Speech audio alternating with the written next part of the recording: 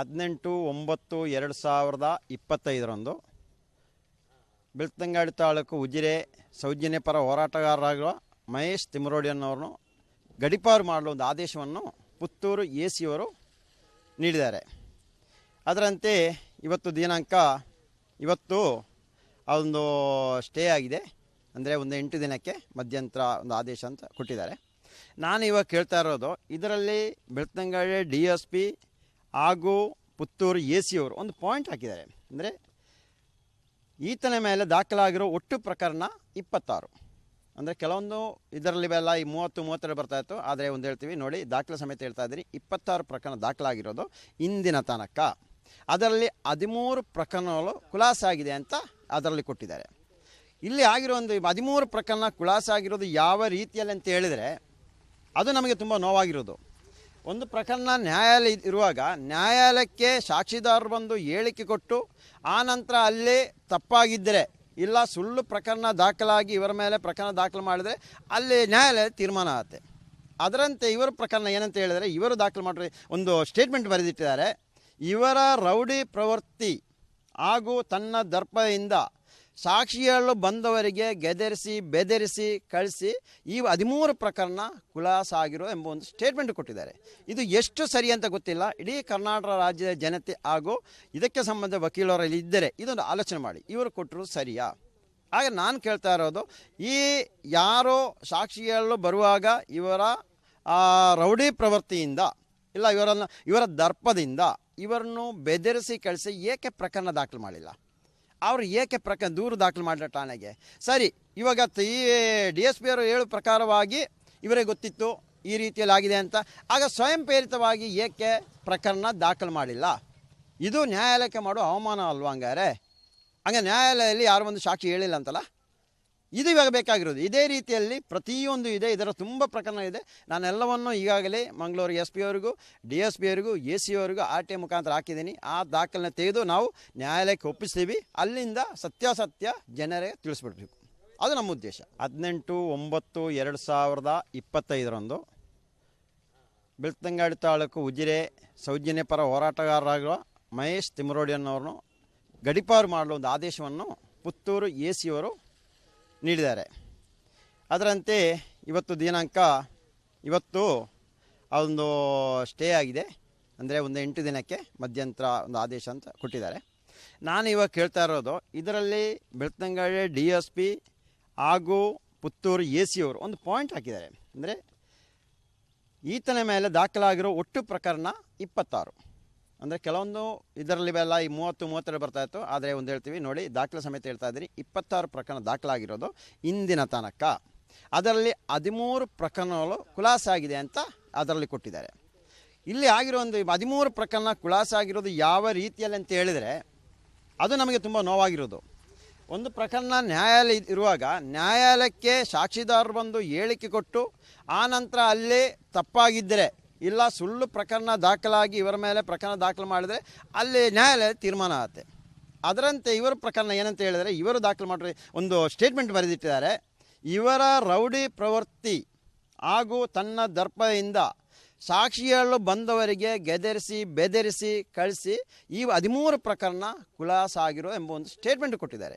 ಇದು ಎಷ್ಟು ಸರಿ ಅಂತ ಗೊತ್ತಿಲ್ಲ. ಇಡೀ ಕರ್ನಾಟಕ ರಾಜ್ಯದ ಜನತೆ ಹಾಗೂ ಇದಕ್ಕೆ ಸಂಬಂಧ ವಕೀಲರಲ್ಲಿ ಇದ್ದರೆ ಇದೊಂದು ಆಲೋಚನೆ ಮಾಡಿ, ಇವರು ಕೊಟ್ಟರು ಸರಿಯಾ? ಆಗ ನಾನು ಕೇಳ್ತಾ ಇರೋದು, ಈ ಯಾರೋ ಸಾಕ್ಷಿ ಹೇಳಲು ಬರುವಾಗ ಇವರ ರೌಡಿ ಪ್ರವೃತ್ತಿಯಿಂದ ಇಲ್ಲ ಇವರ ದರ್ಪದಿಂದ ಇವರನ್ನು ಬೆದರಿಸಿ ಕಳಿಸಿ ಏಕೆ ಪ್ರಕರಣ ದಾಖಲು ಮಾಡಿಲ್ಲ? ಅವರು ಏಕೆ ದೂರು ದಾಖಲು ಮಾಡಿದ ಠಾಣೆಗೆ? ಸರಿ, ಇವಾಗ ಈ DSP ಅವರು ಹೇಳೋ ಪ್ರಕಾರವಾಗಿ ಇವರೇ ಗೊತ್ತಿತ್ತು ಈ ರೀತಿಯಲ್ಲಿ ಆಗಿದೆ ಅಂತ. ಆಗ ಸ್ವಯಂ ಪ್ರೇರಿತವಾಗಿ ಏಕೆ ಪ್ರಕರಣ ದಾಖಲು ಮಾಡಿಲ್ಲ? ಇದು ನ್ಯಾಯಾಲಯಕ್ಕೆ ಮಾಡೋ ಅವಮಾನ ಅಲ್ವಾ? ಹಂಗೆ ನ್ಯಾಯಾಲಯದಲ್ಲಿ ಯಾರು ಒಂದು ಸಾಕ್ಷಿ ಹೇಳಿಲ್ಲ ಅಂತಲ್ಲ, ಇದು ಇವಾಗ ಬೇಕಾಗಿರೋದು. ಇದೇ ರೀತಿಯಲ್ಲಿ ಪ್ರತಿಯೊಂದು ಇದೆ, ಇದರ ತುಂಬ ಪ್ರಕರಣ ಇದೆ.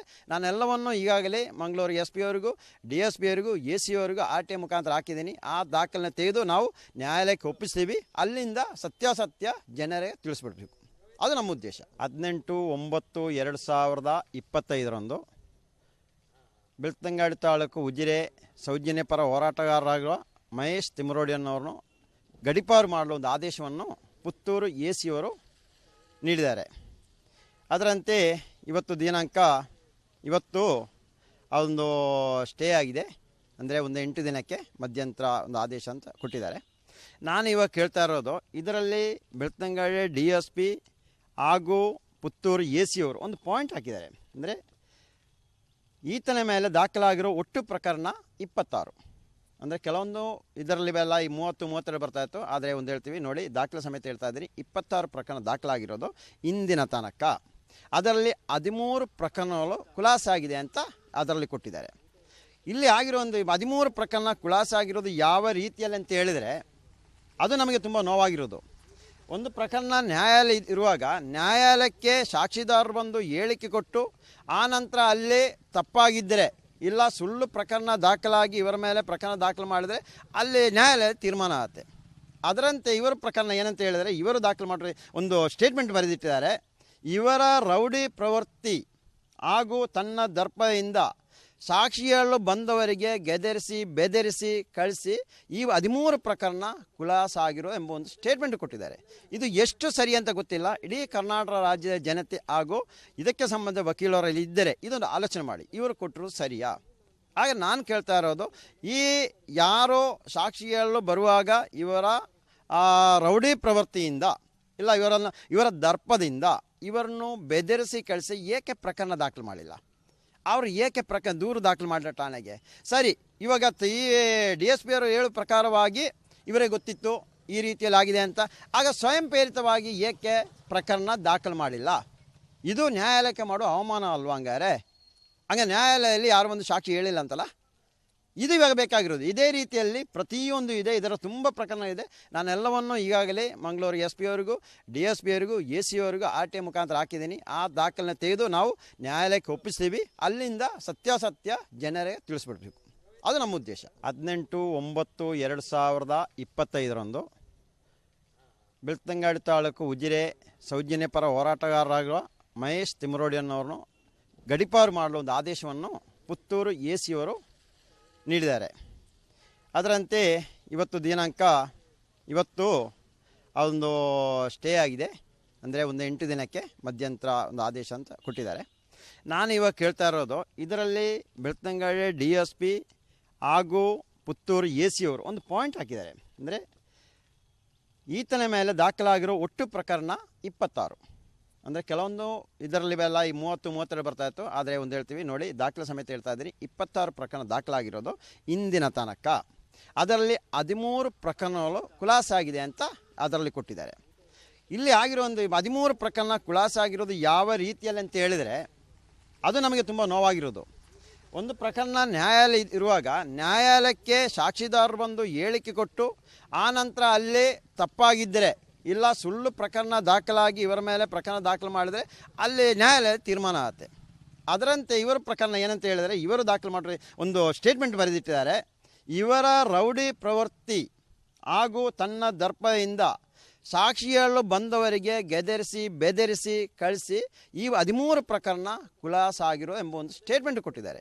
ಇದು ಎಷ್ಟು ಸರಿ ಅಂತ ಗೊತ್ತಿಲ್ಲ. ಇಡೀ ಕರ್ನಾಟಕ ರಾಜ್ಯದ ಜನತೆ ಹಾಗೂ ಇದಕ್ಕೆ ಸಂಬಂಧ ವಕೀಲರಲ್ಲಿ ಇದ್ದರೆ ಇದೊಂದು ಆಲೋಚನೆ ಮಾಡಿ, ಇವರು ಕೊಟ್ಟರು ಸರಿಯಾ?